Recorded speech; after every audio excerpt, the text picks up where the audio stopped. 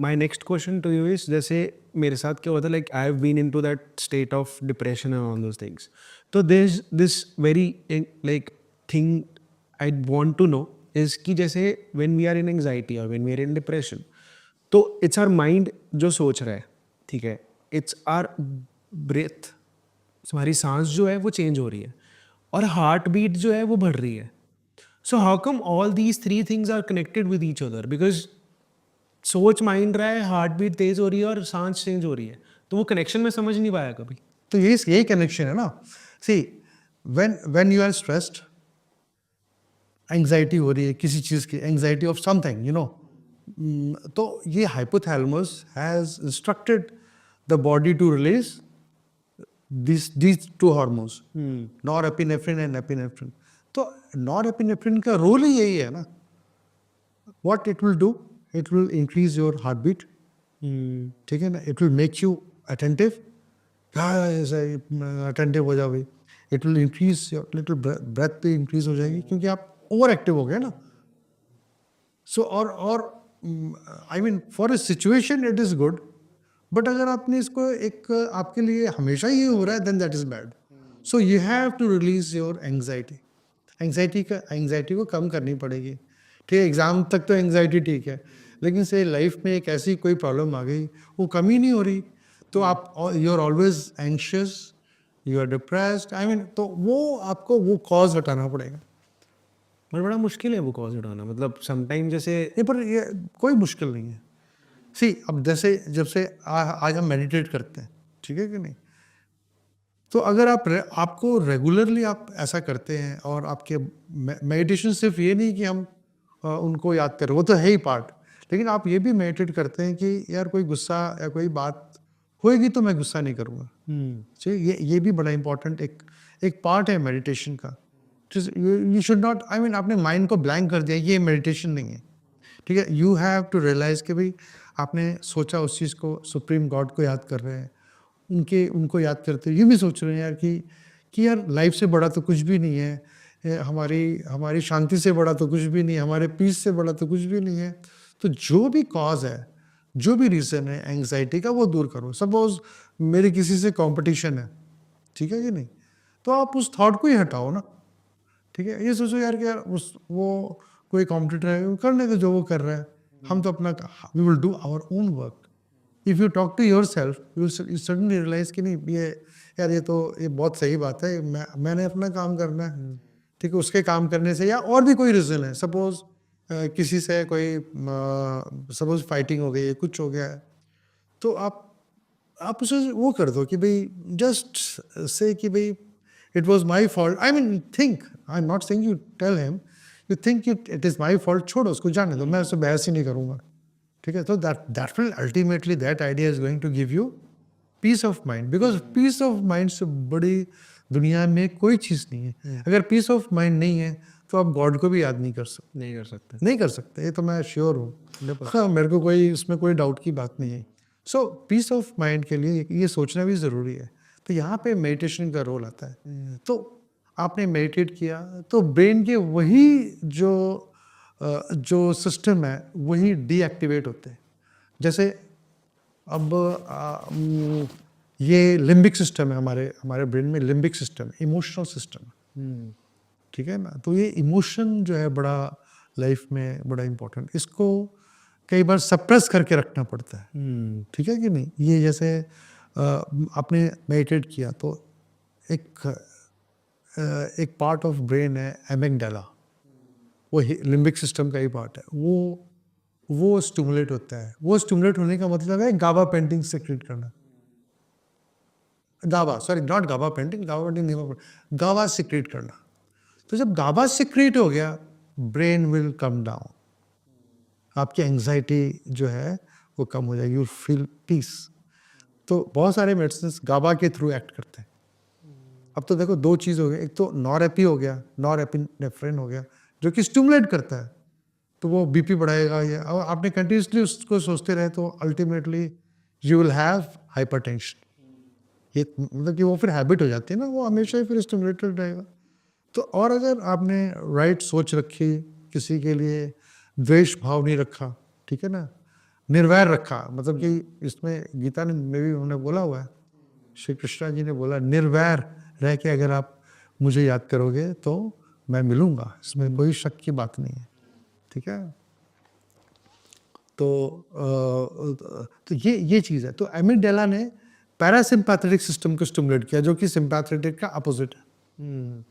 तो ये बड़ा बहुत ही इंपॉर्टेंट चीज़ है कि because brain is the master, brain is the master of our body. Of course body की हर चीज़ इंपॉर्टेंट है, लेकिन ब्रेन के ऊपर कुछ भी नहीं है।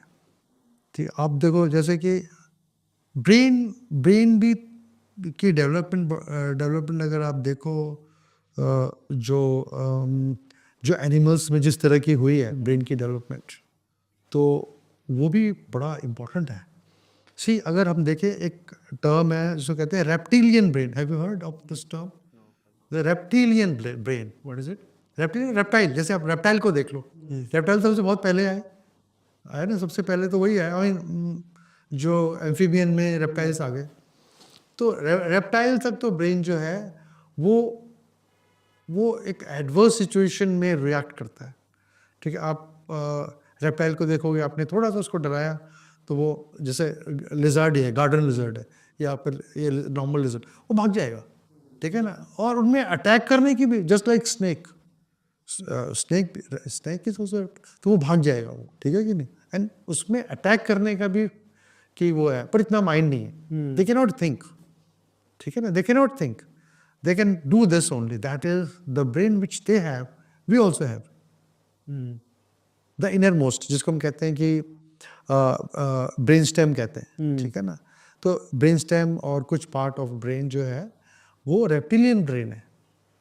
हम में और उनमें वो कॉमन है। कॉमन है, हाँ कॉमन है। बिकॉज इसी, अगर आप एवोल्यूशन देखो तो एवोल्यूशन में हमने गेन किया ना, सी एटलीस्ट हर चीज़ में गेन किया है। तो ब्रेन की, I am talking only about brain, कि ब्रेन का जो रेप्टिलियन ब्रेन है वो सेंट्रल पार्ट है, ठीक है ना, जिसको हम ब्रेन स्टेम कहते हैं। फिर उसके बाद जो उसके ऊपर कवरिंग आई, फिर उसके बाद कवरिंग आई। अगर हम ब्रेन की डेवलपमेंट को देखेंगे तो जो रेप्टिलियन ब्रेन है, तो that reacts and that counters, ठीक है ना। अभी उसको फीड भी लेना है, वो फीड भी लेगा।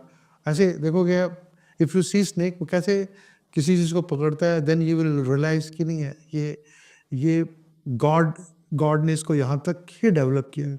It can not think. अगर आप सोचोगे कि स्नेक को आप थिंकिंग या इमोशन पे मजबूर करोगे तो नहीं रहेगा। Then you know came the limbic system, जिसकी मैं बात कर रहा था, एमिगडाला, हिप्पोकैम्पस, ये सब लिम्बिक सिस्टम के पार्ट है। वो ब्रेन स्टेम के ऊपर कवर हुए। Next stage, of course it took you know many years, it's not that easy, it took many years, and हमने हर स्टेज के वो देखे हुए। तो उसमें अब लिम्बिक सिस्टम जब डेवलप हुआ तो that became little you know emotional kind. अगर आप हायर मैमल्स को देखोगे, मैमल्स में आ गए हम, रेप्टाइल से मैम, सारे मैमल्स के पास लिम्बिक सिस्टम है, वो सोच सकते हैं, मतलब कि I mean they have emotions like dog, ये I mean like dog, cat, they have limbic system. तो they can you know they have emotions, feel that emotion, they have feel. अब ये थोड़े हायर मैमल्स हैं ना, थोड़े से higher mammals हैं, तो क्योंकि इनके पास सेरेब्रम भी है, सेरेब्रम भी है, तो विच थिंक्स। तो अब हम कैसे अलग हैं उनसे?